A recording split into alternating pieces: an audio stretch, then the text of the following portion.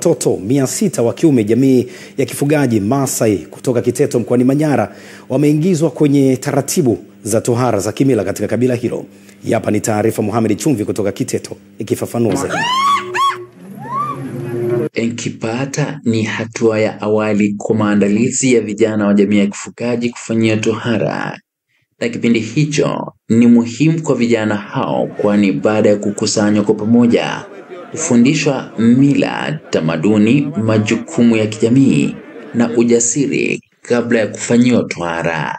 EATV tumefika kijiji cha Njia Panda wilayani Kiteto na hapa tumeshuhudia maandalizi ya tohara hiyo, huku ikielezwa kuwa sherehe hizo huwa na tija kwa wanawake hasa wale wenye tatizo la uzazi. Baada ya kufanya mila hii tumenufaika, maana mwanamke aliyepata mtoto aliheshimika na aliheshimiwa kwenye ndoa yake na aliheshimiwa na alifurahi sana.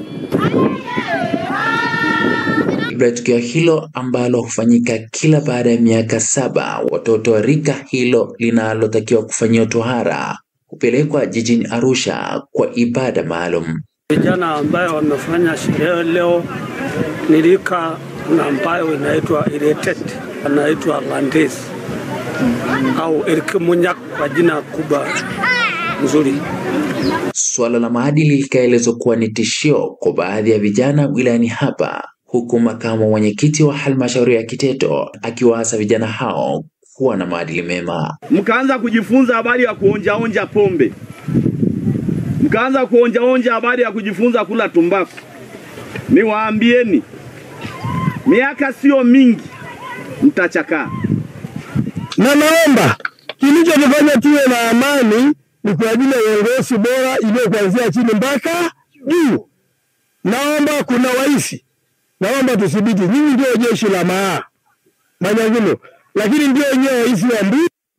Na baadhi ya wananchi katika tukio hilo hapa wanasema kama hili likikaribia kwenda katika stage hiyo ya uzee ndipo sherehe kama hizi hufanyika, ambayo hufanyika makao makuu Arusha, ndipo tunagawanyika kwenda katika wilaya na mikoa mingine Tanzania nzima.